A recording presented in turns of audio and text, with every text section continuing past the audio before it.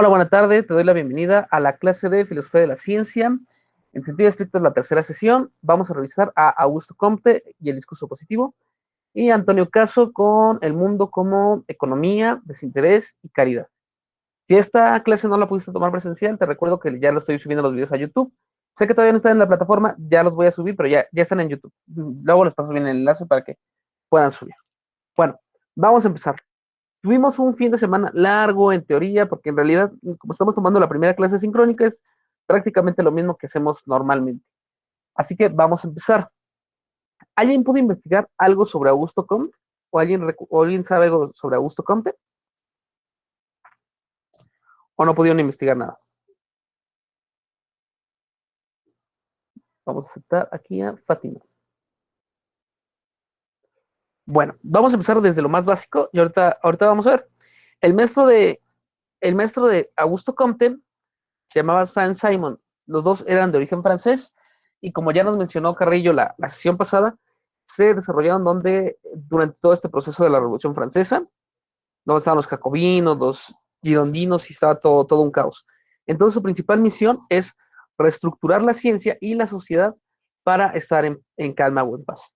Si quieren verlo, se le puede considerar a este Comte como un filósofo de la versión, de segundo, si unos filósofos se consideran revolucionarios, ¿cómo se les llama? ¿Cómo se le llama a las personas que están en contra de la revolución? Los que cuando se les pone cuando aparece un acto revolucionario se van contra él, no son retrógradas. ¿Alguien sabe el nombre? ¿Conservadores? Conservador, sí, es conservador, es una perfecta palabra. Es conservador o, sí, son conservadores y son reaccionarios, ¿ok? Sí, es conservador reaccionario. Es decir, ante el movimiento revolucionario, él considera que el antiguo régimen ordenado era mejor que el caos en el que vivían y está teniendo una reacción frente al evento que está ocurriendo. Aparte de esto, va a retomar a Immanuel Kant. Kant va a ser una de las figuras más fuertes en la filosofía occidental, de hecho, hasta nuestros días. Ahorita, ¿qué monográfico llevan? No estoy seguro. ¿Llevan a Kant, llevan a Hegel o llevan a Descartes? A Hegel. Actualmente a ¿A Hegel. Hegel? Muy bien. Llevan a Hegel. Excelente. Entonces, si llevan a Hegel como monográfico, ya pasaron por Kant. Y si mi sentido no me equivoca, leyeron la crítica de la razón pura. ¿O me equivoco? Sí. Si me equivoco, entonces, ¿qué leyeron? No, no se equivoca. Ah, La muy bien, crítica Cristian. de la razón. Muy bien. Vamos a hacer un breve recuento sobre Kant para poder explicar cómo va avanzando esto. Voy a compartir una pizarra. Me avisan cuando se vea, por favor. No, denme un segundo. Mejor pizarra no. Les comparto directamente mi pantalla con un Paint, porque si no, no se va a poder. Me avisan cuando esté compartiendo pantalla, por favor.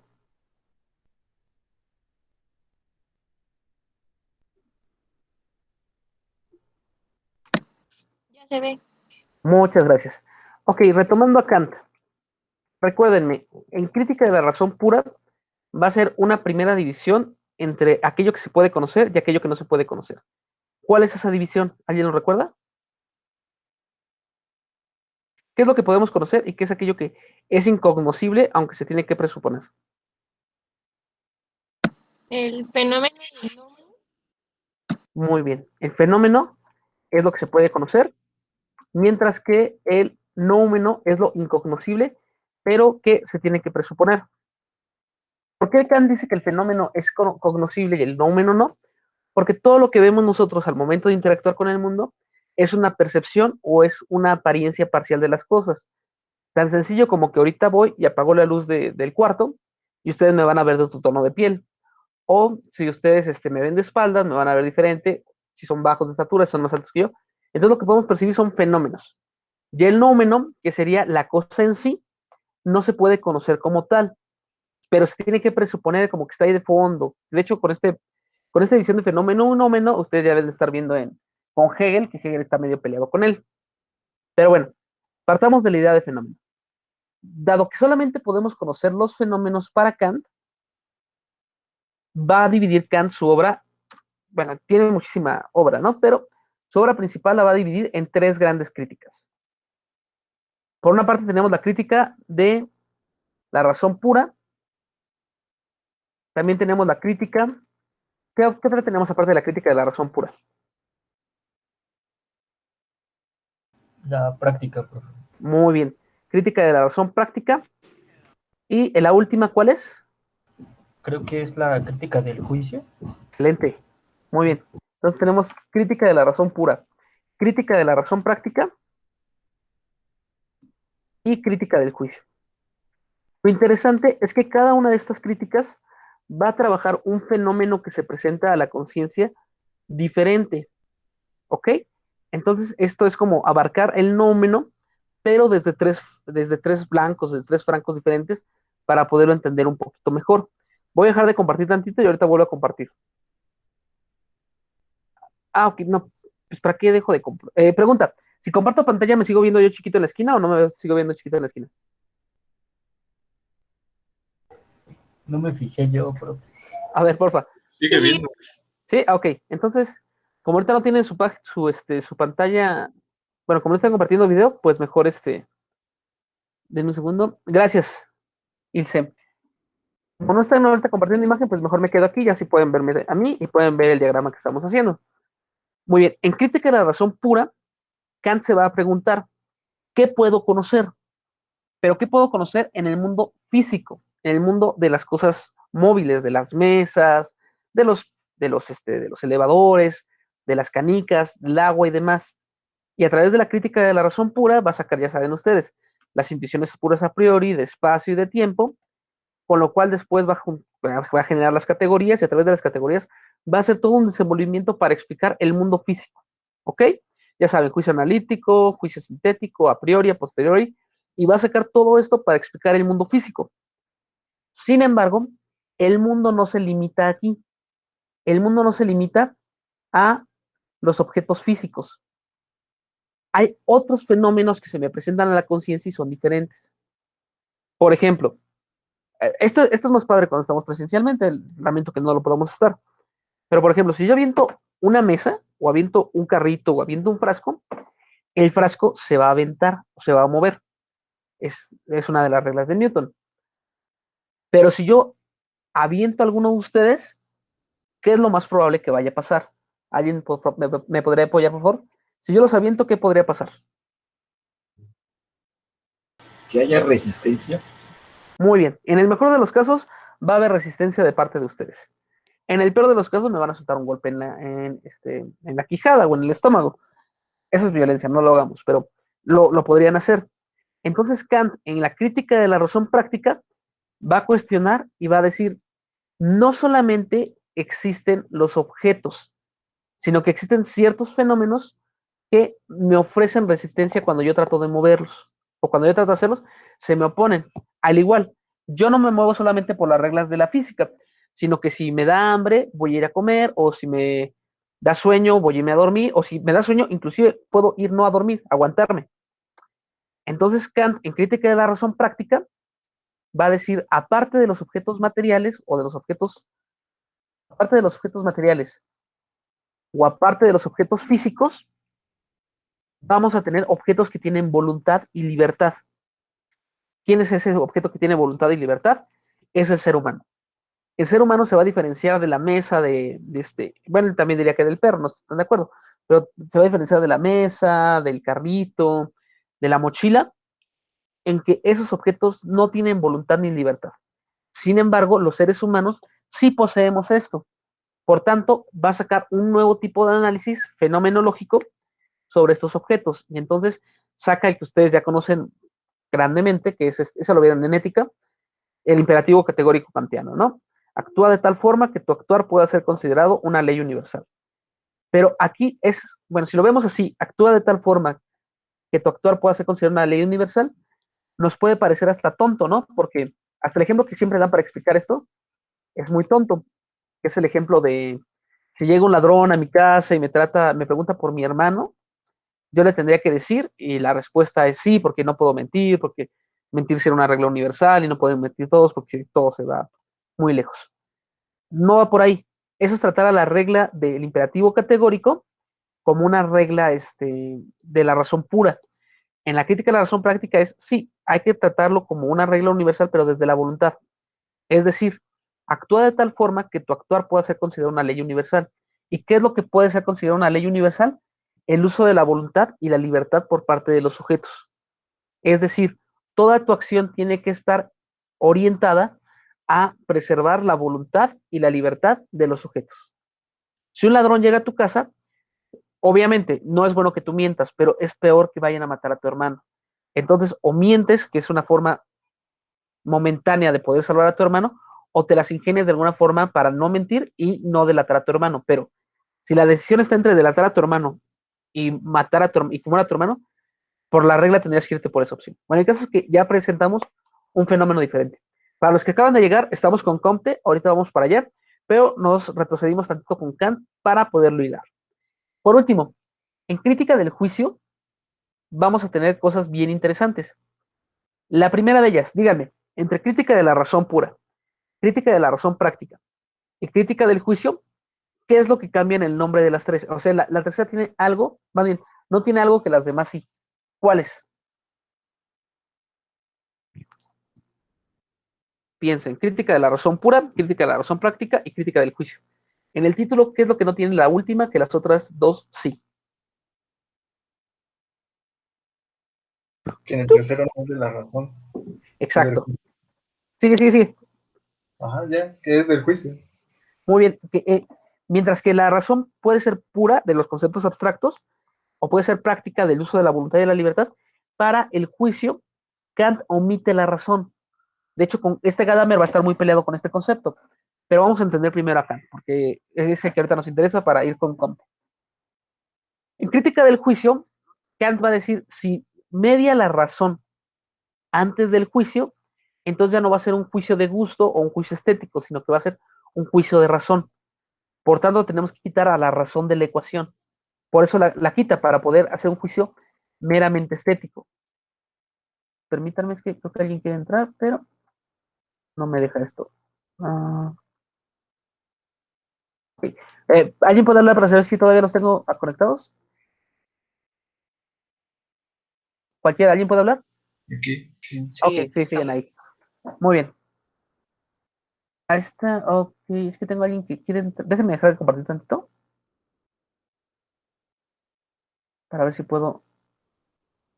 Híjole, no lo puedo aceptar. Se trabó como esta cosa. Ok, si se desconectan, no se preocupen, regresamos rápido. No creo que se desconecten. Quizás yo me voy nada más unos segundos.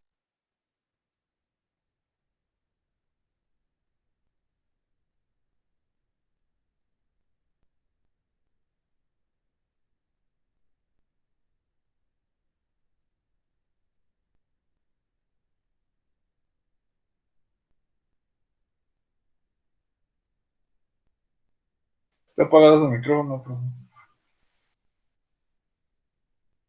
Ya, ahora sí. Ya se arregló el micrófono, ya se arregló esto. Perdón, ya aceptamos a los nuevos. Muy bien, les decía, Kant en crítica del juicio quita la razón de en medio porque considera que usar la razón hace que cualquier juicio deje de ser estético para pasar simplemente por el lado epistémico. Por ejemplo, si yo cuando voy a ver una pintura me pongo a analizar la proporción, me pongo a analizar los colores, la fecha histórica, Kant diría, mira, vas a aprender muchísimo de historia, vas a aprender muchísimo del contexto histórico de la obra, pero no es un juicio estético o no es un juicio de gusto. Para poder hacer, despréndete de todo eso y observa directamente a la pintura para que se te despierte el gusto. Ante esto, también, también dice, un juicio de gusto tiene que ser desinteresado, ¿ok? Entonces, cualquier interés particular que tú tengas, deja de hacer que se vuelva un juicio de gusto. Por ejemplo, si vas a ser juez de un concurso de belleza y uno de los participantes es tu hija, tú no puedes ser juez. ¿Por qué no puedes ser juez? Porque tu juicio ya no va a ser desinteresado. Hay de por medio el amor que sientes hacia tu hija en el juicio de belleza. Entonces Kant le va quitando todo eso para poder ser un juicio estético. No estamos viendo la clase de Kant, entonces no vamos a profundizar mucho, pero ¿por qué le señalaba esto? Kant, al momento de hacer su propuesta epistémica, va a dividir a la realidad en tres. En los fenómenos de la abstracción pura o del pensamiento puro, en los juicios de la voluntad y la libertad y los juicios estéticos. Es decir, tenemos tres esferas de acción. El pensamiento abstracto puro, tenemos el pensamiento de la voluntad y tenemos el pensamiento estético o el juicio estético. Son tres pensamientos que se van dando. Y esto tiene mucho que ver con su formación. Hay una palabra griega que se llama alocagatía. ¿Alguien había escuchado esa palabra? ¿O no? Yo no, profe. No, ok, no se preocupen. Bien, alocagatía o calacagatos significa, pero no estoy muy seguro, pero es algo así como el bueno y el bueno y el bello. ¿Ok? Pero con este término se referían los griegos al que era bueno, al que era bello y al que era verdadero. Para que tú fueras un verdadero Aristoi, un verdadero hombre letrado y un verdadero hombre en plenitud, tenías que tener estas tres cualidades. Tenías que ser verdadero, o sea, decir la verdad. Tenías que ser bueno, actuar con una tendencia a realizar buenas obras. Y tenías que ser bello, en el sentido de que pudieras apreciar la belleza y tú fueras bello en sí. Entonces, la calocragatía la pueden ver ustedes reflejada totalmente aquí. O sea, Kant lo que está haciendo es una reinterpretación de la calocragatía griega. Kant dice, hay tres fenómenos, los de la razón pura, los de la razón práctica y los del juicio. ¿Qué pasa? Que a lo largo de la historia, poco a poco se ha ido cancelando estas visiones. ¿Ok?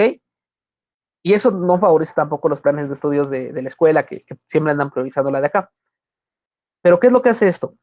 Esto hace que lleguemos a considerar que todos los fenómenos existen, pero los fenómenos que existen son de la razón pura. O sea, podemos llegar a creer o podemos llegar a intuir que todo fenómeno es físicamente comprobable. Kant no diría eso. Hegel, de hecho, se va a andar peleando con él, Schiller, Schelling, pero ya posteriormente lo van a retomar de esta forma. De hecho, Augusto Comte, en su obra, lo va a retomar así. Va a omitir la crítica de la razón pura, va a omitir la crítica de la razón práctica, obviamente también va a omitir a todos los que manejan la voluntad, los va a omitir y se va a basar más por este lado, más por el lado de la predicción de fenómenos. Entonces, ese heredero de Kant, pero del Kant de la razón pura, un Kant sesgado. Muchos de ustedes, después de haber tenido monográfico de Kant, también salieron sesgados. Algunos, porque tienen una excelente profesora de estética, ya con la crítica del juicio ya andan medio salvos por allá, y no sé cómo andan con crítica de la razón práctica. Pero bueno, entonces Augusto Comte se va a ir hacia esta parte, hacia la razón pura. Y dentro de la razón pura, lo que va a señalar o lo que va a poner de énfasis es una primera división a través de tres estados, que son los tres más grandes, las tres más grandes esferas que va a poder señalar. ¿Quién me podría recordar cuáles son estos tres primeros estados de Comte? Nada más los nombres de los tres estados, por favor. Ok, ok. Entonces, por favor. Ah, mira, no lo estoy viendo todos. En un segundo. Bueno, mientras, por favor. Miranda, ¿cuáles son los tres estados de Comte? Es el positivo, el teológico y se me olvidó el otro, no me acuerdo. Muy bien. Positivo, teológico y metafísico. Excelente. Vamos a ver cómo funcionan estos estados y qué sentido tienen. Lo primero que va a decir Comte al momento de señalar lo de los tres estados es que no solamente se dan no solamente se dan a nivel cultural, ¿ok? No es que se dé en una sociedad, sino que se dan en la sociedad, pero al mismo tiempo se da en el individuo. O sea que cada uno de ustedes ha pasado por estos tres estadios de desarrollo. El primero de ellos es el estado teológico, ¿ok? Entonces, en el estado teológico, Augusto Comte va a señalar, bueno, vamos a ver, ¿qué es lo que señala Augusto Comte en el estado teológico? ¿Alguien lo recuerda? Vamos. Augusto Comte, estado teológico, ¿qué señala? Y bueno, me acuerdo de que hay tres fases. Muy Sí, bien. es lo que entendí en la primera. ¿Está bien que lo diga? O... Sí, adelante. Ajá, la primera creo que se le atribuye algo a la naturaleza, algo antropológico. Sí, antropológico. Se le Sí. atribuye algo a la naturaleza. En el segundo, creo que ya es más eh, que busca una explicación de las causas a través el politeísmo, y en el tercero ya es monoteísta y se acerca un poco más al metafísico. Muy bien, muy bien. Exacto. Dice que aparte de que de que los tres estados de desarrollo en el ser humano son estos, aparte, cada estado va a tener algún tipo de división. El más marcado en la división es el estado teológico. Dice que todo ser humano, tanto a nivel individual como a nivel cultural, va a pasar por el estado fetichista. El estado fetichista, como bien señala Iván, es aquel en el cual el ser humano identifica con la naturaleza, directamente con la naturaleza, atributos mágicos o atributos espirituales que le permiten explicar el mundo. Aquí viene muy vinculado con el concepto del tótem. Tótem, los animales familiares, los dioses animales y demás, está muy relacionado aquí. Es decir, el fetichista va a adorar al águila porque representa el vuelo, pero no al águila, no al águila como un símbolo del vuelo, no, el águila porque es el vuelo, ¿ok? O el oso porque es la fuerza. Entonces, la naturaleza fetichista identifican animales o identifican cosas, normalmente son animales, o identifican cosas para explicar fenómenos de la naturaleza. Por ejemplo, eso es a nivel cultural. ¿Alguien puede imaginar algún tipo de dios que tenga esta característica, que todavía no es un dios antropomórfico, sino que sea un dios animal o alguna característica animal? Hay bastantes en el mundo. ¿Cuál podría ser uno? Por favor, Carrillo. Respecto de esto, recordé lo que dice Hegel tanto en las lecciones sobre filosofía de la historia, como en las lecciones sobre historia de la filosofía, que pone a los egipcios, pone un ejemplo de los egipcios como sus dioses son zoomorfos, ¿no? Todavía están en una fase muy temprana de la evolución del espíritu. Y a propósito de esto, recuerdo que también en las lecciones, en la introducción, antes de hablar de Asia, Hegel dice que la religión aquí en el Nuevo Mundo está en un estadio completamente fetichista y propiamente no se podría hablar ni siquiera de religión porque asimilan las fuerzas naturales con la divinidad. Entonces es un ejemplo, según Hegel, bueno, a comparación de lo que estamos hablando con Comte, de un estado muy primitivo, ahistórico, incluso diría Hegel, ¿no? Ahí no hay historia, entonces no importa, pues sí, del desarrollo espiritual del hombre, la religión aquí en los naturales. Muy bien, Carrillo, muy bien. Con lo que dijiste, Dussel no estaría de acuerdo, pero muy bien, porque aquí no está Dussel, ¿va? Entonces, sí, totalmente. Los egipcios es un ejemplo totalmente claro, ¿no? Ahí tenemos a Osiris, a Ra, a Anubis, que tienen estas características animales que los pueden llevar. Y ahorita que mencionas lo del mundo asiático, también el sintoísmo, ya saben, religión originaria de Japón, también maneja mucho esto, las deidades, pero las deidades en todo, ¿no? Bueno, ustedes quizás lo saben, quizás no lo saben, los sintoístas consideran que hay dioses en prácticamente todo. De hecho, si un objeto dura más de 100 años, ya hay un dios ahí, ¿no? Un kami o un yokai, como una sombrilla con 100 años, le salen ojos y una pata y empieza a caminar, según los sintoístas. Pero bueno, de hecho, antes de avanzar, un pequeño comentario sobre eso. Los estudios modernos sobre filosofía de la teología, bueno, ustedes creo que algunos llevan hasta ese taller, pero dividen a las religiones en dos tipos, en las religiones cetónicas y en las religiones uránicas, siendo las religiones uránicas aquellas que ya parten de un dios, como la vamos a ver a partir del siguiente estadio, y por religiones cetónicas, aquellas que no tienen un dios, sino que es la naturaleza o es la fuerza lo que lo puede brindar. Pero bueno, este es el primer estadio. Ahora, ¿cómo se puede visualizar eso en el niño? En un niño, ¿cómo se puede visualizar este primer estadio fetichista?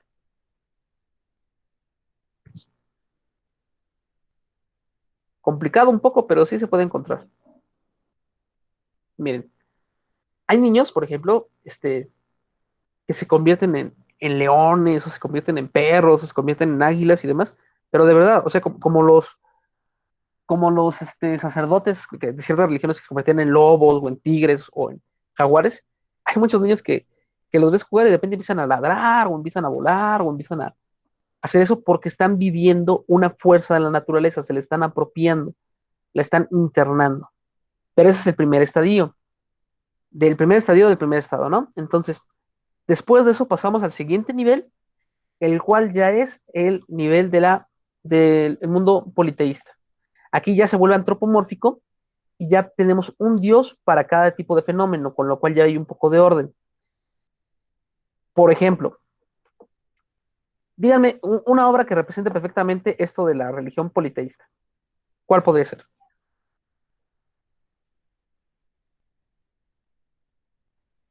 ¿Cuál podría ser? Hay bastantes. Denme una, por favor. Veamos. Alejandro, ¿a ti cuál se te ocurre? Eh, pues los griegos o los egipcios. Totalmente, los griegos. Los griegos y los romanos, como por ejemplo la Metamorfosis de Ovidio, la Teodicea, y todo esto es una representación de un dios, la Odisea, es una representación de que hay dioses que controlan determinadas fuerzas. Entonces la explicación ya no es directamente la naturaleza o el mundo material, así decir, es mágico todo lo que veo, sino que existe un dios antropomórfico que controla esas fuerzas. Poseidón el mar, Zeus el trueno, y así, cada dios tiene su elemento, ¿no? Y esto permite que haya una forma de invocarlos y tratar de captarlos. Comte diría que es como una protociencia, todavía está muy alejado de la ciencia, pero todavía puedes levantar oraciones, puedes levantar ciertas cosas para congraciarte con ellos y acercarte con los dioses. Actualmente no solamente tenemos eso, ustedes vean una película de Marvel o una película de DC y son dioses, ¿ok? Tenemos al dios de la velocidad, que es Flash, tenemos al dios del mar, que es Aquaman, tenemos muchísimos, ¿no? El dios de la tecnología, que es Iron Man, y demás, dios de la muerte, que es Thanos, bla, bla, bla. De hecho, ahí es curioso.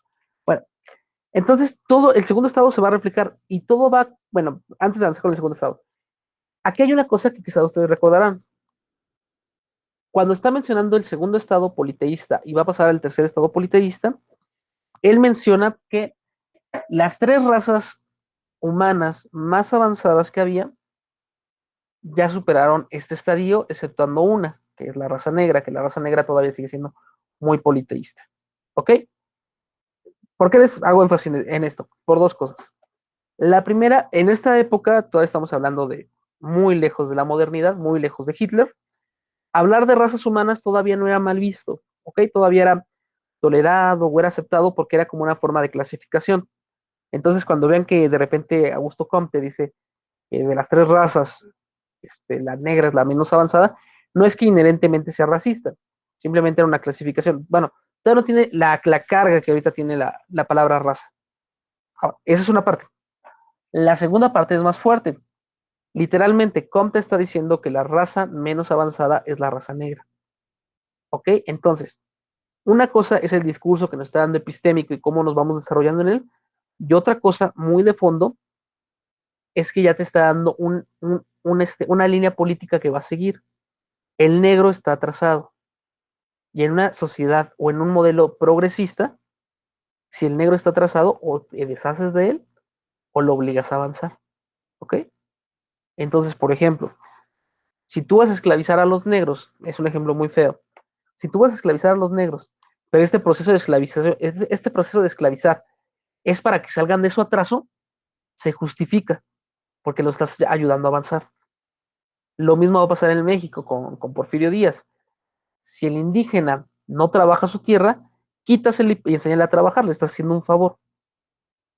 Pero ahorita vamos con eso. El tercer estadio para Comte del primer estado es ya el monoteísmo.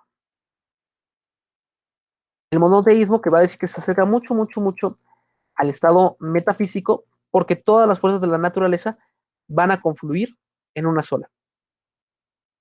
Ya no vamos a tener bastantes dioses, sino que solamente vamos a tener uno, el cual es omnipotente, omnisciente y demás, y va a permitir controlar todos los fenómenos del planeta. ¿Cuál es la explicación de todo? Es Dios. De hecho, hablando de los periodos, Comte va a decir que el primer periodo, el de todo este periodo que estamos viendo ahorita, que es el periodo teológico, dice que corresponde al mundo griego, ¿okay? Al mundo griego y anterior. El mundo que se va a inaugurar con el metafísico es el mundo feudalista, el mundo de la Edad Media. Y ya el mundo del estado positivo o científico ya es el mundo moderno. Es como su división, muy copiado un poco de Hegel, la verdad. Pero bueno, entonces, en el estado monoteísta, ya todas las fuerzas confluyen en uno solo. ¿Okay? Perdón, en el caso de los niños, aparte del ejemplo de los superhéroes y eso, también ocurre con los Reyes Magos, el ratón de los dientes, el hada, el monstruo debajo de la cama, son pequeños dioses que les ayudan a entender el mundo. Entonces, en el estado monoteísta, todas estas fuerzas se van a concentrar en un solo individuo. Y este solo individuo va a controlarlo todo, ¿ok? Y eso va a decir Comte, que esto va a permitir pasar al siguiente estadio, que es el metafísico, porque ya que tenemos todo en un solo ente, de hecho aquí es donde dice que surge la ontología, el siguiente paso es pasar al estado metafísico, ¿ok? Vamos con el siguiente estado, que es el estado metafísico, que les digo que según Comte se desarrolla durante el feudalismo. ¿Quién me recuerda qué caracteriza al estado metafísico, por favor? ¿Alguien lo recuerda? ¿Qué es lo que es el estado metafísico diferente de los otros? Ok. Denme un segundo. Les voy a compartir una presentación. Permítanme.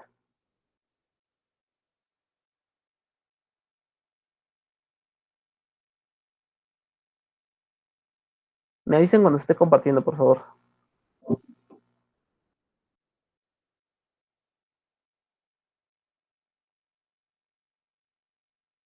¿Ya está compartiendo? Todavía no. Sí. Muy bien. Entonces estamos en el estado metafísico. Muy bien.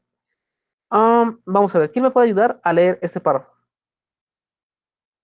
Vamos a ver. Gustavo, ¿me puedes ayudar, por favor? Yo, profe. Adelante. Al igual que la teología, la metafísica intenta explicar el modo esencial de producirse todos los fenómenos, pero para ello emplea entidades o abstracciones personificadas, lo que ha permitido designarla con el nombre de ontología.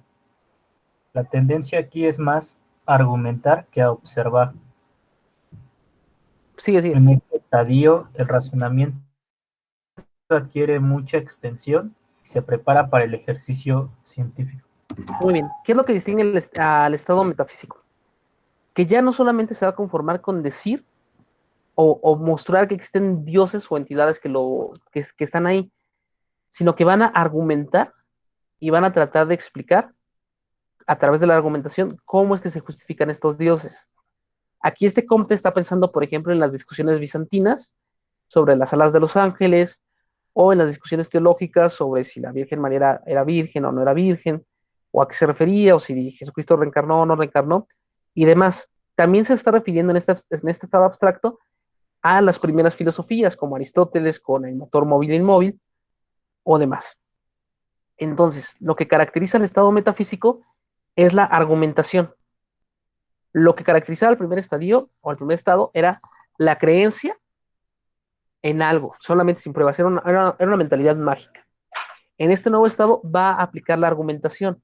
¿Cuál es el problema? Que es una argumentación, pero sin prueba material, sin prueba empírica, solamente es argumentar o creer sin tener una base que lo esté sustentando. Gracias, princesa. Ok. Vámonos con siguiente. Bueno, este es un ejemplo, ¿no? Habla sobre la metafísica de Aristóteles, en el cual se está expresando lo que estamos viendo. Luego, el último estado que vamos a revisar es el estado positivo. En el estado positivo o el estado real va a existir una ley de subordinación constante de la imaginación a la observación. ¿Qué quiere decir esto? Bueno, perdón, en el estado metafísico el ejemplo con el ser humano es la adolescencia, en el cual ya no crece en toda esta serie de ratón de los dientes y demás, sino que buscas darle un sentido a tu vida y normalmente terminas en un sentido metafísico, argumental, según Comte. Ok, el tercer estadio o la ley positiva va a existir a través de esta constante, es la subordinación de la imaginación a la observación. A diferencia del estadio mágico, en el cual todo era posible y tenías que basarte en tu creencia, según Comte, y en el estado metafísico, en el cual la argumentación es lo más fuerte para explicar lo que imaginas, creer antes de saber, en el estado científico, toda imaginación tiene que estar sujeta a la observación, o como diría Galileo, hipótesis non fingo. Yo no hago hipótesis, yo no es que ande imaginando cosas y después las observe, no. Primero observamos y después ya la imaginación nos puede ayudar a entender esto. Muy bien. Toda proposición que no puede reducirse, toda proposición no puede reducirse estrictamente al enunciado de un hecho, particular o general. No puede ofrecer ningún sentido real o inteligible. Es decir, todo conocimiento que se va a dar o todo conocimiento que se va a expresar tiene que ser necesariamente dado por la experiencia, por la empiría. Pero esta empiría no es una empiría ciega, sino que tiene que ser después sistematizado con otros datos de la conciencia que vas adquiriendo para poder desarrollarse o llevarse a cabo. Entonces, en el estado positivo, perdón, creo que tengo un mensaje que no había visto. Un segundo. Ok, todo bien. Ah, sí, era el mío, pero de que sí podía leer, pero Cristian me ganó. Muy bien, Gustavo, no te preocupes. Perdón, es que como estaba comentando pantalla no lo pude ver. Les decía, en el estado positivo, Comte va a señalar que se van a juntar dos cosas. Por una parte, la observación directa del mundo empírico. Muy bien, no vamos a ver ya imaginaciones o creencias, sino que directamente vamos a la cosa en sí. Bueno, no la cosa en sí porque se es incognoscible, al fenómeno, pues. Y aparte de eso, vamos a tener que recurrir a nuestra lógica y a nuestro entendimiento para poderlo hilar y poder hacer un discurso coherente. De hecho, Comte va a decir que, va a decir una frase, se las voy a escribir, más o menos como va. Él lo que dice es, el positivismo se asemeja más al empirismo que al racionalismo, aunque ambos son aberrantes. Ok. Que el positivismo se asemeja más al empirismo que al racionalismo y también que al idealismo, pero que ambos son aberrantes. ¿A qué se está refiriendo? Dice que el positivismo no se va a parecer al racionalismo ni al idealismo, porque estas teorías tratan de sustentar un mundo no físico y a través de ese mundo no físico ya explicar el mundo material. ¿Ok? La pregunta es, ¿por qué considera Augusto Comte que el empirismo también es aberrante? ¿Alguien tiene alguna idea? ¿Por qué el empirismo también será aberrante? Estaba pensando, profe, en el sentido de que luego ser muy empirista te lleva al escepticismo. Ok, porque ser muy empirista te lleva al escepticismo. Esa es una muy buena opción. Bien, ¿alguien más tiene otra opción? O sea, no estás mal, Rodrigo, no estás mal. ¿Alguien tiene otra opción, chicos? Miren, sí, el empirismo, ser muy empirista, te puede llevar al escepticismo. Entonces, no basta con la pura experiencia para conformar una ciencia. Lo que dice es la experiencia más la razón. Pero la segunda cosa es que decir que existe un mundo exterior o decir que existe el mundo físico ya es metafísica. Eso lo vamos a ver más claramente con los positivistas lógicos. Pero, por ejemplo, si yo digo el sol existe, y cuando alguien me pregunta, oye, pero ¿te refieres a que existe realmente? O que es una idea, o que es una mónada, o es un hilo del gato cósmico de Spinoza, y tú dices, no, ¿cómo va a ser una mónada? No, existe realmente, materialmente existe, el mundo real existe, es metafísica, porque no puedes probar la existencia del mundo externo. Lo único que puedes hacer es dar cuenta de lo que tus sentidos captan, pero explicar el mundo externo ya es hacer metafísica. Entonces, Comte va a señalar desde esa perspectiva que de lo único que hay que encargarnos es de lo que podemos captar. Entonces, ya no nos vamos a preocupar por cómo es el mundo en sí o la realidad. solamente de aquellas cosas que podemos captar nosotros. Por ejemplo, dice, si de repente todos nos volviéramos ciegos, como ensayo sobre la ceguera, si todos nos volviéramos ciegos y nada más viéramos blanco, entonces se nos quedaría vetado una gran parte de la realidad. Y después dice Comte, si eso pasa cuando te quitan un sentido, ¿por qué no pensar que ocurre exactamente lo mismo si te agregaran un sentido? Entonces, no podemos creer o no podemos suponer que la realidad es tal cual porque estamos limitados por nuestros sentidos, como les contaba la clase pasada con el cuento de micromegas. Entonces, ¿de qué es lo que nos tenemos que preocupar? De lo que podemos captar. De que el mundo sea realmente así, mira, eso no nos interesa, no lo vamos a abordar. Solamente nos vamos a encargar de explicar cómo yo capto la realidad y cómo explicarla. ¿Por qué no cae en un solipsismo? Porque Comte va a decir que todo individuo nace en una colectividad. Entonces, lo que yo percibo y las nociones que tengo no son individuales, sino que se dan en un conjunto o en una sociedad. Entonces, yo como hombre griego, no es que de repente piense y diga, yo creo que me voy a quedar en el estado metafísico, no, sino que todo tu contexto te va a predeterminar o predisponer hacia cierta visión de la realidad, hacia ciertos elementos que vas a estar reproduciendo. Entonces, el avance no es individual, el avance es social. Ya saben que también es el padre de la sociología, ¿no? El avance social. Entonces, el individuo no importa, el individuo no importa, lo que importa es la colectividad, el individuo solamente es parte de esta colectividad, e inclusive llega a decir Comte, ustedes lo recordarán, que el espíritu positivo es la colectividad. O sea, el espíritu positivo se puede ver a través de la colectividad, no a través de la visión particular, sino a través de una colectividad o un conjunto de personas. Este es el discurso de Augusto Comte a grandes rasgos. Se quedan 50 hojas, ustedes ya pudieran profundizar mucho más que lo que acabamos de abordar. Recuerden, pasamos del estado teológico al metafísico y del metafísico al positivo, donde lo importante es el desenvolvimiento de la colectividad, no del individuo. Y en el estado científico nos tenemos que apoyar en la lógica, en la ciencia y en los datos empíricos que vamos recolectando, sin dejarle espacio a cosas metafísicas. Esto a grandes rasgos es. ¿Cuál es el problema? El problema de ver las cosas de esta forma o de esta manera es, por ejemplo, algunos ejemplos que les puedo dar. Número uno, supongamos que en el país el Producto Interno Bruto aumentó 6% en un año. En un año el Producto Interno Bruto aumentó 6%. Esto es muestra inequívoca de que la sociedad que produjo eso es inherentemente mejor, ¿o no? Vamos a poner el apellido. México subió 6% bruto este año, que no estoy seguro, creo que no. Pero México, no, de hecho no, creo que subimos 0%. Pero supongamos que México subió 6% en Producto Interno Bruto.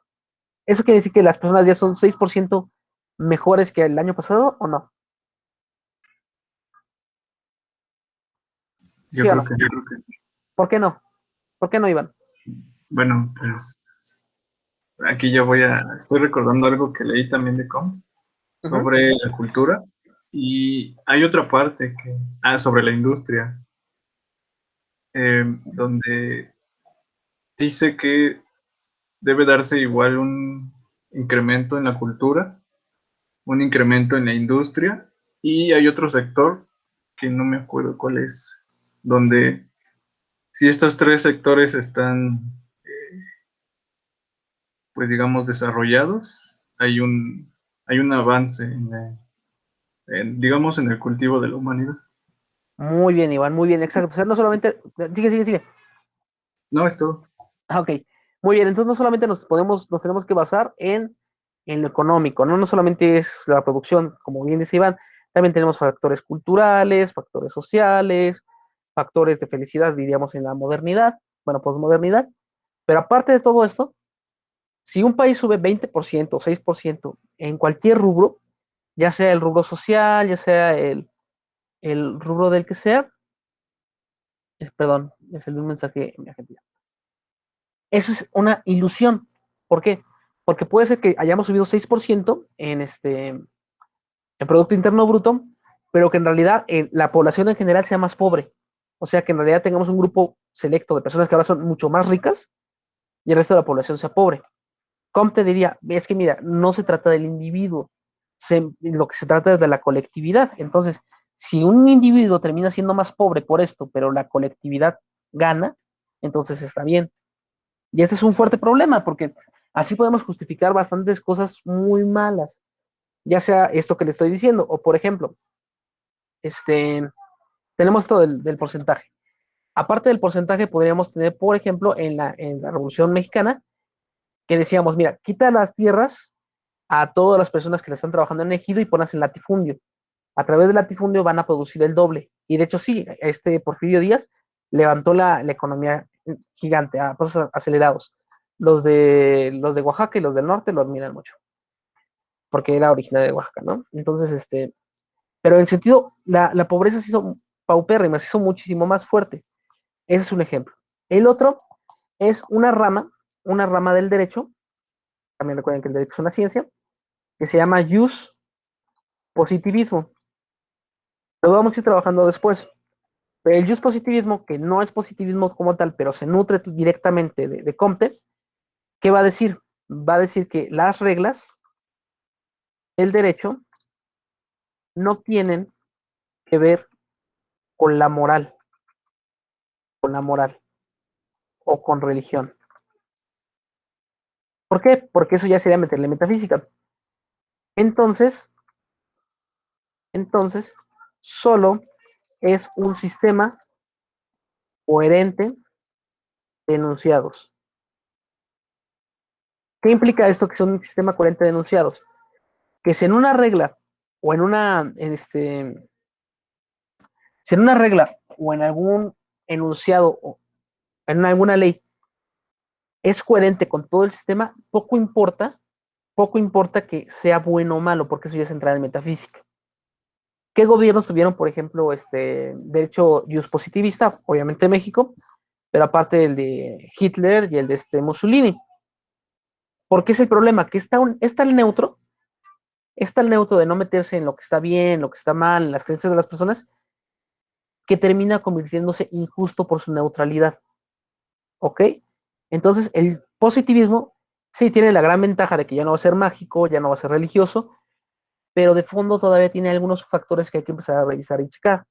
El último, y esto es bien paradójico, es que el positivismo, al final de cuentas, hasta para el mismo Comte, se convirtió en una religión.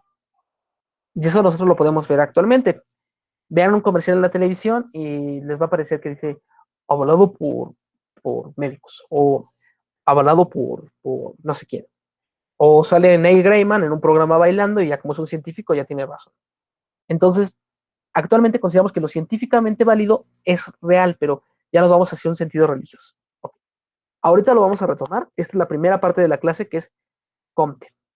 Sin embargo, hay que ver la interpretación que se le ha dado a esta obra o el diálogo que han tenido desde México para no atrasarnos tanto. Entonces, primero, Carrillo tenía preparado algo y ahorita continuamos con, bueno, Carrillo presenta, y después retomamos con Antonio Caso. Cuando gustes, Carrillo.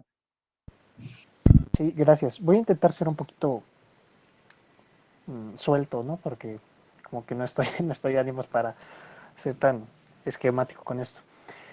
Sí, ustedes saben que hay un texto de Leopoldo Sea bastante popular que se llama El positivismo en México, auge y decadencia, creo que es el subtítulo del texto. Pues se supone que es muy importante, ¿no? Porque hubo un tiempo aquí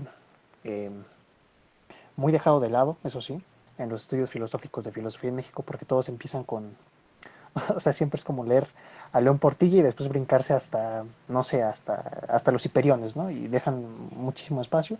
Uno de los cuales muy importantes es, pues, la influencia que tuvo el positivismo aquí en México, principalmente más o menos de la segunda mitad del Porfiriato para acá, hasta más o menos Justo Sierra, que es el representante de la decadencia, no porque él o su pensamiento sea malo, sino porque justamente en Justo Sierra llega, digamos, a un punto culmen el positivismo aquí y va para abajo en picada. Y pues este texto de Sea, como sabemos, Sea para nada es positivista, tiene una visión bastante diametralmente opuesta a él. Para bien o mal, comienza haciendo su obra, porque creo que es una tesis muy importante, no sé si fue la tesis doctoral, pero es muy importante el texto.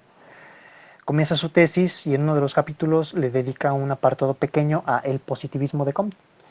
Es curioso que aquí Sea diga el positivismo de Comte, como si preguntáramos, entonces, ¿cuál otro hay? Bueno, pues es que lo curioso es que la influencia positivista, para ponerlo ahorita como en paréntesis, aquí en México, muchos académicos, igual digamos, enciclopedistas, ¿no?, del pensamiento mexicano del siglo XX, han identificado algunas otras influencias que bien se pueden relacionar con el positivismo, pero que no necesariamente es positivismo de Comte.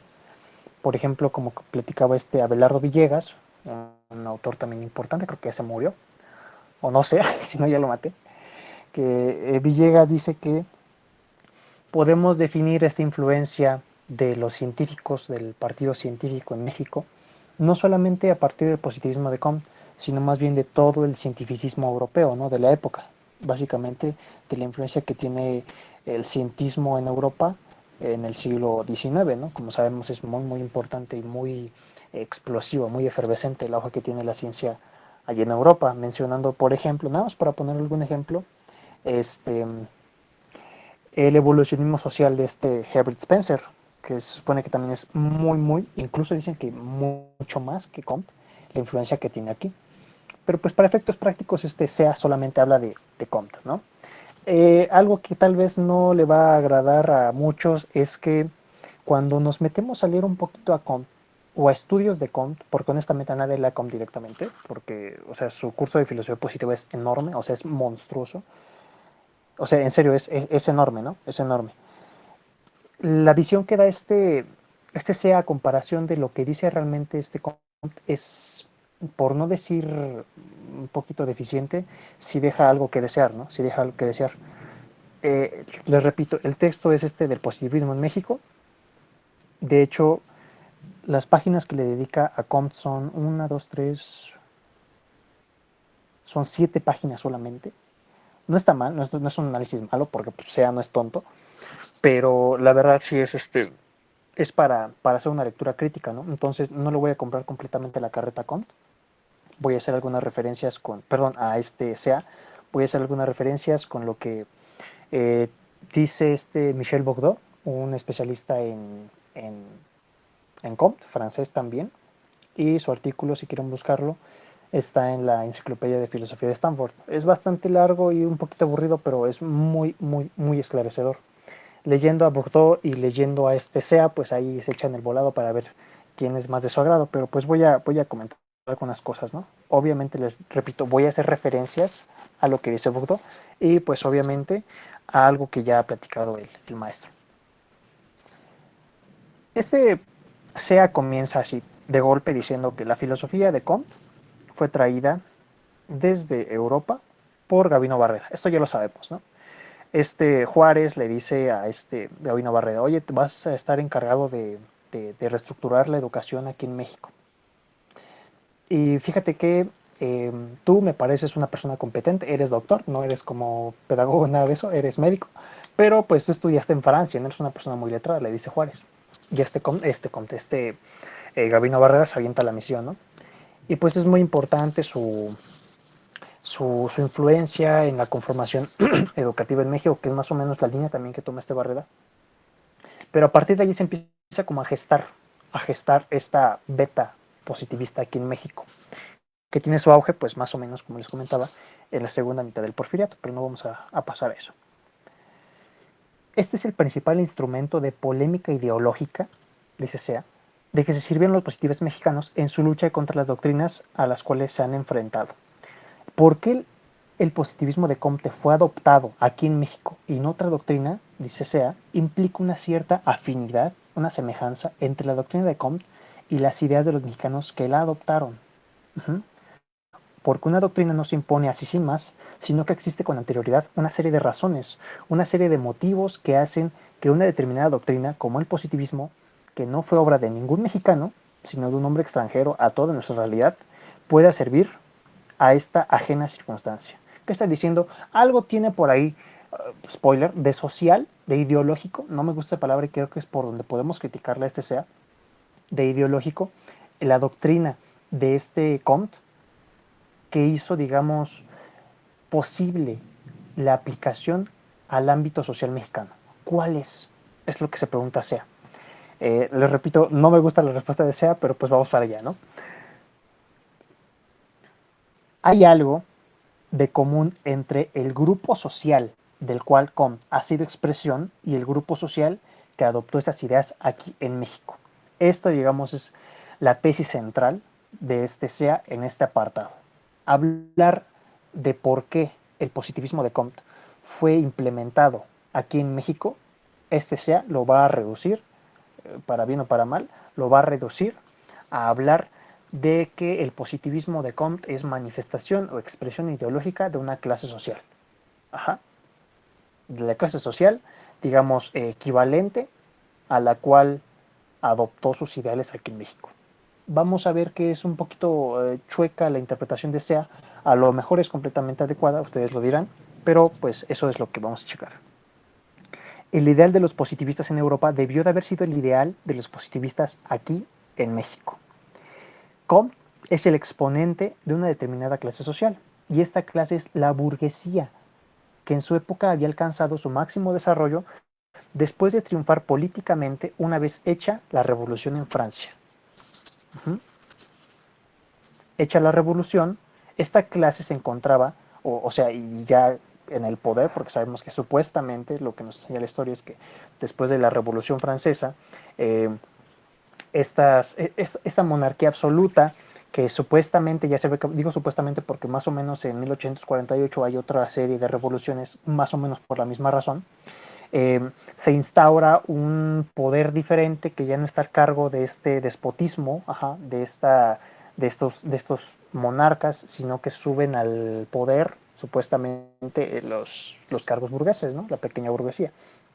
Y dice, esta clase se encontraba con que la revolución no terminaba, ojo aquí, no terminaba, con que otros grupos continuaban revolucionando y desordenando.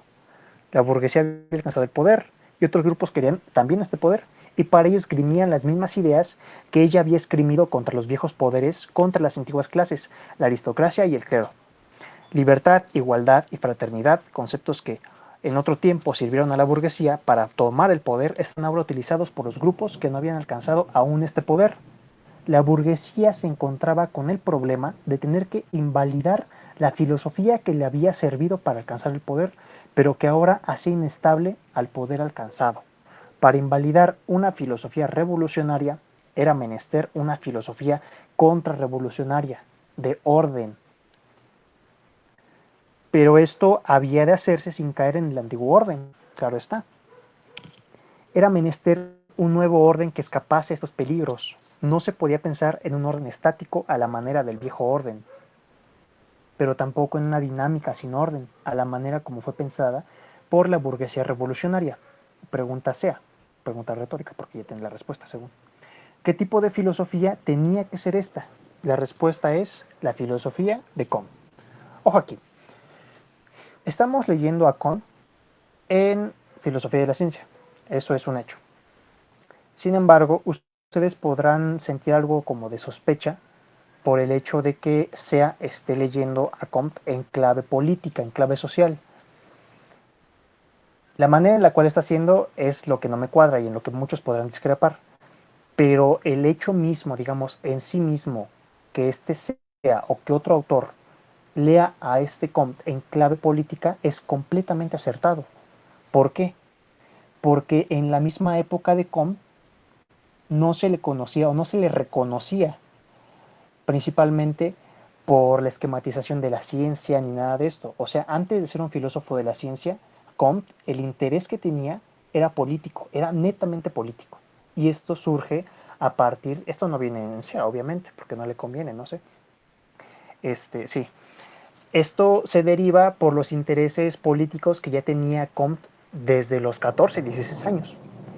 Y pues para esto es necesario pues decir algunas cosas biográficas, ¿no? Repito, esto lo saqué de Michel Bourdieu, el especialista en se apellida como el otro francés, ¿no? Pierre Bourdieu es Michel Bourdieu, como el especialista este. Pero les decía, las notas biográficas de este Comte nos dicen que él nace en una familia católica, católica y adherida a los ideales monárquicos. ¿Sí? ¿Qué podemos pensar? Ah, pues Comte desde el inicio tiene estas influencias y va a ser un católico, un religioso de primera, y aparte va a ser un defensor del statu quo monárquico. No, en absoluto, para nada, ¿no? De hecho, hagamos de cuenta que este Comte le agarró como tanto, no voy a ser tan extremista porque pues no pasó como Nietzsche, pero sí le agarró una especie de aversión a los ideales de su familia, que se acrecentaron más aún cuando entró al instituto en Francia, al École Polytechnique, la escuela politécnica, la cual era en todo el país, casi en toda Europa, reconocida por sus ideales republicanos, seculares, laicos y, entre otras cosas, porque era, digamos, el mejor lugar para aprender ciencias. De hecho, allí estudió encontré que Laplace, von Humboldt, o sea, todos estos señores eran de allí, o sea, era un centro científico súper importante. Él estudió ahí, ¿no? En la Escuela Politécnica en París. En París, no, en Francia, en general, ¿no?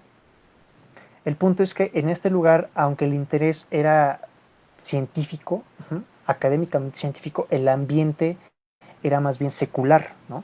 Secular, y de hecho nos cuentan las notas biográficas también que este Comte tenía un ánimo medio extraño porque de hecho tuvo varios problemas con los directivos de la escuela porque organizaba revueltas, o sea, era como rojo, pues.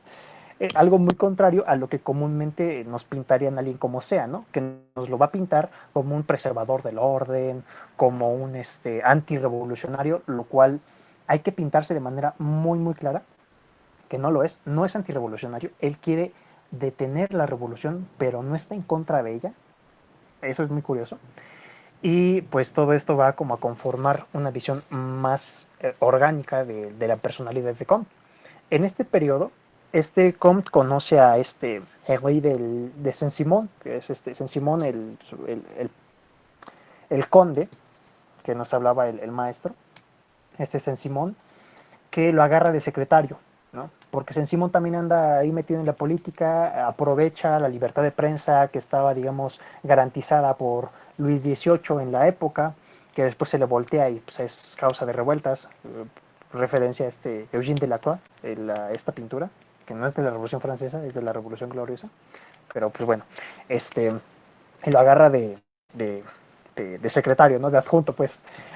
El punto aquí es que dura 7 años Comte con Saint-Simon, y si bien Saint-Simon le da, digamos, la visibilidad en los mandos políticos y toda la onda, porque siempre anda con él y toda la excusa, Comte comienza como a sentir más que un pedestal sobre el cual apoyarse, peso, ¿sí? Como que ya no le empieza a agradar.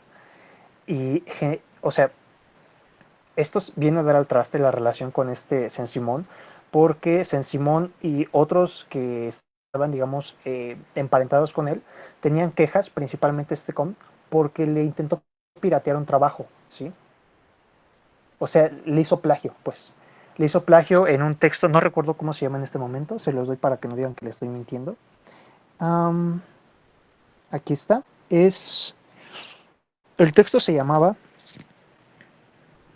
o se llama, Consideraciones filosóficas de las ciencias y los científicos, que es donde, eso es en 1824, que es donde Comte comienza ya a establecer los dos pilares fundamentales de lo que va a ser todo su positivismo, que es, número uno, la organización de las ciencias, una jerarquización de las ciencias, como ya lo sabemos, y la que comúnmente tenemos hasta ahora, y número dos, la ley de los 3 estados, ¿no?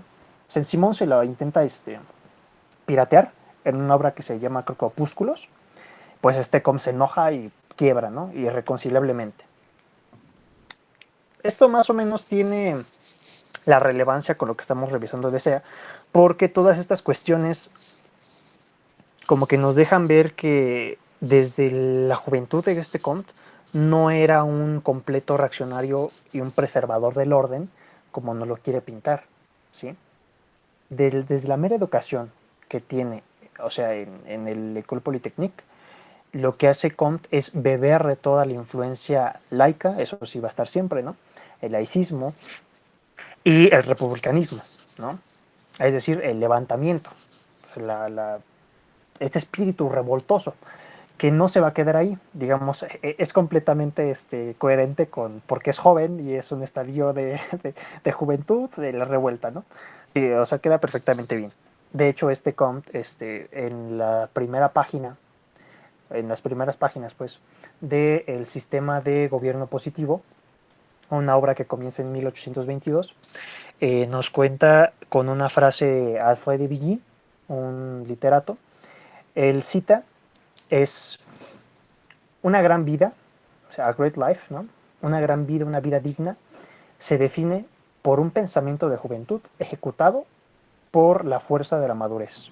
Y es algo que nos da más o menos la línea por la cual podemos nosotros identificar todo el desarrollo del pensamiento de Comte.